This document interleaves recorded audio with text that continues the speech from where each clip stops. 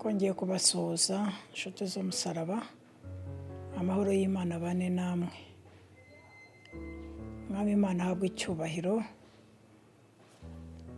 twongeye kumushima uyu munsi wa none. Asingizwe kuko ari umwami w'abami, ashyirwe hejuru kuko ari igitangaza. Ndashima Imana ku bwawe, kandi nawe ubwawe ngushimira ko yongeye kwemera kubana natwe ukadutega amatwi. Imana yo mu ijuru iguhe umugisha. Ndasenga ngo Imana igira neza ijye ikomeza idushoboze kuyikorera mu kuri no mu mwuka kubw'ubuntu bwayo. Uyu munsi wa none ndagira ngo tuganire ku ijambo rivuga guhanga Imana amaso.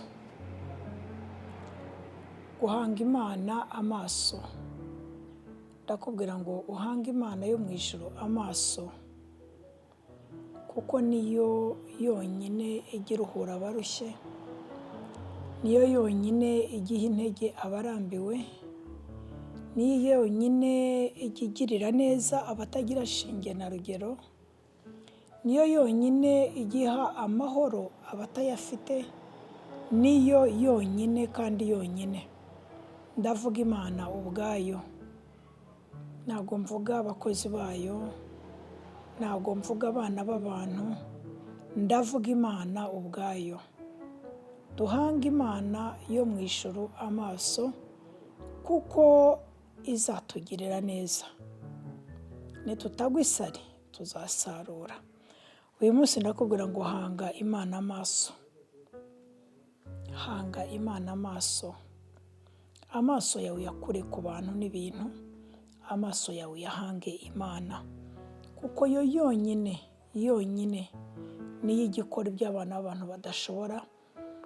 Ibyo bashoboye irabikora, n'ibyo badashoboye ikabikora. Imana iba hose, Imana ishobora byose, Imana ifite byose. Iyo niyo ngira ngo duhange amaso. Umukozi w'Imana yaravuze, cyanditswe ngira ngo twifashishe uyu munsi, kiri muri Zaburi ibice 121, umurongo wa mbere n'uwa kabiri gusa, yenda aba ariyo dusoma. Haravuga ngo 121, ngo nduburira amaso yanjye ku misozi, gutabarwa kwanjye kwava he? Uwo ni Dawidi wibazaga. Yaribazaga aravuga ati nduburira amaso yanjye ku misozi. Ese gutabarwa kwanjye nkanjye kwava he? Iyo niroye nsanga nta bushobozi mfite. Iyo nishakashatse nsanga nta kiri muri jye. Ndeba imbere hakansiga, ntawe nkurikira, ntawe nsanga. Iburyo ibumoso nta kiriyo. Ese nkanjye gutabarwa kwanjye kwava he? Ati Mana, nduburira amaso yanjye ku musozi, nduburira amaso yanjye kuri wowe.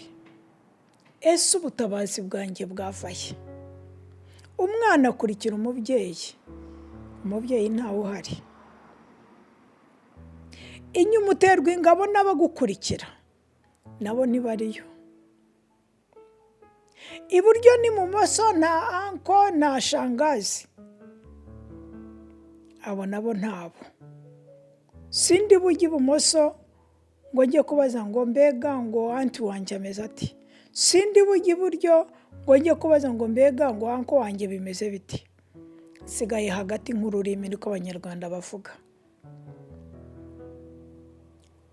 Icyo gihe rero nkugira inama nawe yo kuburira amaso ku musozi, kuburira amaso kuri Kristo. Dawidi yaravuze ati nduburira amaso yanjye ku musozi, mbega gutabarwa kwanjye kwava he? kuko atari afite umuri imbere akurikiye. Ntabwo mvuga ko Dawudi atagiraga se mwene Yesaya, yari afite se Yesaya, oya si byo mvuga, ariko ndavuga uri mu gihe kimeze gityo, kuko nta papa uri imbere ukurikiye. Ubutabazi bwanjye bwavaye nimumbwire, nduburira amaso yanjye ku musozi, mbega gutabarwa kwanjye kwavaye nimumbwire. Nawe kwirukirwaho kujya gutabaza. Arahagarara, yigira inama, yisubizamo imbaraga, yisubizamo ibyiringiro, yisubizamo gukomera. Aravuga ati gutabarwa kwanjye kuva ku Uwiteka waremye ijuru n'isi. Aba yagize ubwenge. Nta wundi mutabazi mfite keretse Uwiteka waremye ijuru akarema isi. Wa wundi wabiremye akandema nanjye akabinshyiramo, uwo nguwo niwe ushobora kuntabara. Wa wundi waremye ijuru akarema isi akandema nanjye, akandemera amaguru, akandemera amaboko, uwo niwe ushobora kugira ubutabazi kuri jyewe. Uwo niwe ufite ijambo kuri jyewe. Niwe wenyine wantabara, nta wundi mutabazi mfite. Mana, nduburira amaso ku musozi, mbega ubutabazi bwanjye bwavaye. Nta handi bwaturuka keretse ko Uwiteka waremye ijuru n'isi. Rero umusozi nkugira inama wo kuburiraho amaso. Numva wakuburira amaso ku musozi w'amasengesho. Dawudi yari afite uwe musozi yuburiyeho amaso, ariko wenda gusaba kuburira amaso ku musozi w'amasengesho. Umusozi w'amasengesho, umusozi w'amasengesho ni umusozi ujya uha abantu ibyiringiro, ni umusozi ujya uha umuntu gukomera, ni umusozi ujya uha umuntu gushikama, ni umusozi ukomeye utanyeganyega. Niba nta mbere, niba nta nyuma, niba nta buryo nta bumoso, uburira amaso yawe ku musozi. Ku musozi kuri Kristo, hariya hejuru kuri uriya musozi, iyo uwupfukamyeho, iyo upfukamye ku musozi w'ibyiringiro, ku musozi wo gusenga, ku musozi wo gushaka Imana, ku musozi wo gutabaza Imana, ku musozi wo gutakambira Imana, aho niho nkubwira ngo wuburire amaso. Niho honyine haguha ibyiringiro. Nawe yarabimenye, aravuga ati nta handi na hamwe nakuburira amaso keretse ku Uwiteka, ku Mana yaremye ijuru n'isi, ku Mana yaremye umusozi n'imisozi, ku Mana yaremye udusozi duto n'imisozi minini, ku Mana yaremye umwana w'umuntu, wa yindi ishobora kumpa ibyiringiro byo kongera kubaho. Iyo niyo nuburiraho amaso. Ndagusaba ko rero ko wakuburira amaso ku musozi w'amasengesho. Bibiliya irambwira Batesalonike ba mbere, Batesalonike ba mbere ibice 5 umurongo wa 17 uravuga ngo musenge ubudasiba, uwama ukuburira amaso ku musozi w'amasengesho, ngo musenge ubudasiba. Ntabwo ati Mana ko ndidaniwe, ko binshobeye mbigenze nte, ariko amenya ko agomba kuburira amaso ku Mwami Imana yaremye isi n'ijuru. Uko twuburiraho amaso rero niko ndimo kukugira inama, twuburira amaso ku Mana yaremye isi ikarema ijuru, kandi iyo Mana tuyisanga he? Tuyisanga ku musozi w'amasengesho, tuyisanga mu gusenga. Iyo twayipfukamiye tukayitabaza, iyo twayitakambiye, iyo twayishatse, igitubwira ngo nkunda, ndacyabisubiramo, iryo jambo ndarikunda, ndarivuga kenshi, ngo nkunda kandi unshakanye umwete arambona. Ku musozi w'amasengesho rero uhurirayo n'Imana yaremye ijuru n'isi. Ya yindi Dawidi yavuze ati nduburira amaso yanjye ku musozi, ati mbega ubutabazi bwanjye bwavaye nimumbwire. Arangije aribaza arisubiza, kuko atari afite uwabaza.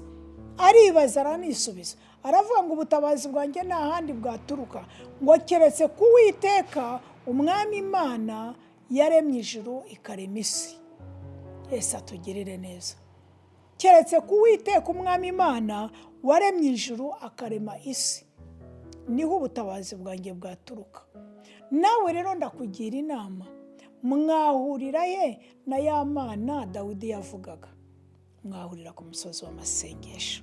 Baratubwiye ngo musenge ubudasiba, musenge ubudasiba, mu bibaho byose muhore mushima, kuko ari by'Imana ibashakaho muri Kristo Yesu. Musenge ubudasiba. Aho ngaho niho numva twakuburira amaso, aho numva twatabariza, aho niho numva twatakambira, uwo niwe numva watugirira neza, kuko byose arabishoboye. Twuburire hehe amaso rero nshuti z'umusaraba? Kuri Kristo Yesu. Imisozi ni myinshi, imisozi ni myinshi. Wuburira amaso ku ijambo ry'Imana. Ijambo ry'Imana ngo niwo mutsima utunga ubugingo. Iryo ni ryo rindi nakugiraho inama, kuburiraho amaso. Wuburira amaso ku Mana ishobora byose. Imana ishobora byose uyisanga he? Ku musozi w'amasengesho. Imana ishobora byose tuyisanga he? Mu ijambo ryayo. Aho niho dusanga Imana ishobora byose. Kuburira amaso he? Ku musozi wo kwizera. Umusozi wo kwizera, Imana tuyisanga mu kwizera ijambo ryayo. Reka dusome Abaheburayo ku musozi wo kwizera. Umusozi wo kwizera niwo tugezeho. Twumve kwizera Imana. Ese burya bijya bishoboka? Birashoboka nshuti z'umusaraba. Ijambo ry'Imana riratubwira ngo utizera ntashobora kuyinezeza. Kandi se utayinejeje wayishaka wiki? Uwo mwana w'umuntu yakubabaje yabaga akigusaba iki kindi? Reka tuhasome na Abaheburayo ibice 11 umurongo wa 6. Haratubwira ngo ariko utizera ntibishoboka ko ayinezeza, kuko uwegera Imana akwiriye kwizera yuko iriho ikagororera abayishaka. Ku musozi hari uwagiye ku musozi w'amasengesho, hari uwagiye ku musozi w'ijambo, hari n'ugiye ku musozi wo kwizera. Kandi ubundi ni umuntu umwe ubifatanyiriza hamwe byose. Akajya ku musozi w'ijambo, akajya ku musozi wo gusenga, akajya no ku musozi wo kwizera.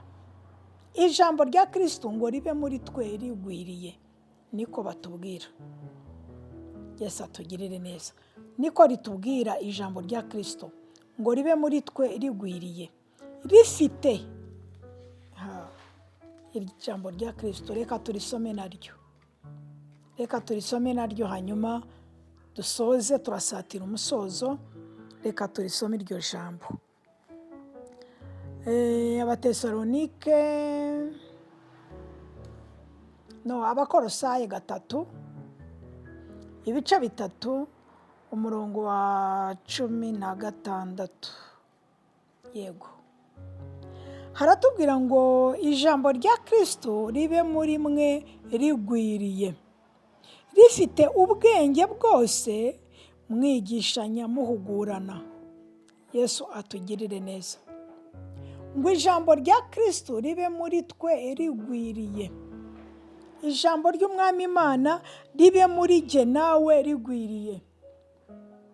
Nirigwira muri twebwe, nirigwira muri jyewe nawe, rya jambo rikagwira, niryo rizadushoboza kwizera, niryo rizadushoboza kwagusenga ubudasiba nk'uko batubwiye. Kuko ijambo rya Kristo ritugira inama, riradushoboza, riradukomeza, riradukiza, ni umuti uvura. N'ibyiringiro by'abashaka Imana ijambo rya Kristo. Ndakubwira ngo ijambo rya Kristo ribe muri wowe rigwiriye. Iyo dusenga Mwuka wera aramanuka akavugana natwe, Mwuka wera aradusanga akadufasha, kuko Kristo yaravuze igihe yazamurwaga, aravuga ati nzabohereza umufasha, nyamara nzabaha umufasha uzabafasha muri iyo mirimo yanyu yose, uzabafasha muri uko gusenga kose, uzabafasha muri uko gusoma ijambo kose. Mwuka wera adufasha muri byose, adufasha gusoma iryo jambo ry'Imana, adufasha gusenga, adufasha kwizera. Inshuti z'umusaraba, kwizera ni ikintu gikomeye kitoroshye, ariko kandi gishoboka. Kirakomeye nticyoroshye, ariko kirashoboka. Ariko ubwo ndavuga kwizera iki? Kwizera Imana, kuko kwizera ibintu n'abantu byo tujya tubikora, tujya twizera ibintu pe, tujya twizera abantu pe, kandi rimwe na rimwe ntibasohoze ibyo batubwiye. Tukizera ibintu, tukizera abantu,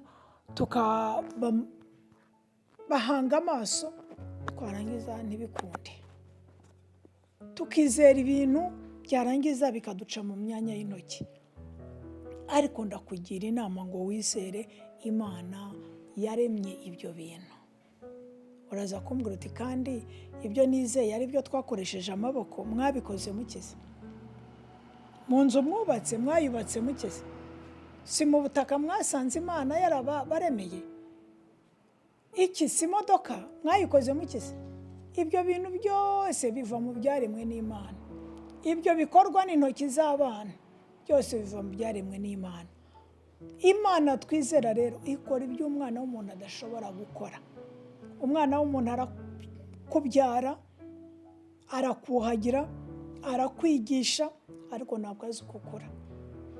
Ajya kubona umunsi akabona umunsi wigiye hejuru, ejo uwundi munsi akabona byagenze gutya, uwundi munsi akabona bimeze bitya, ejo bundi akabona niba ari umukobwa amabere arameze, akabona niba ari umuhungu ubwanwa buraje, ntamenya uko bigenda, nawe abona biza gutyo. Ikindi cya kabiri, wa mwuka uhumeka ntabwo ashobora kuwuguha.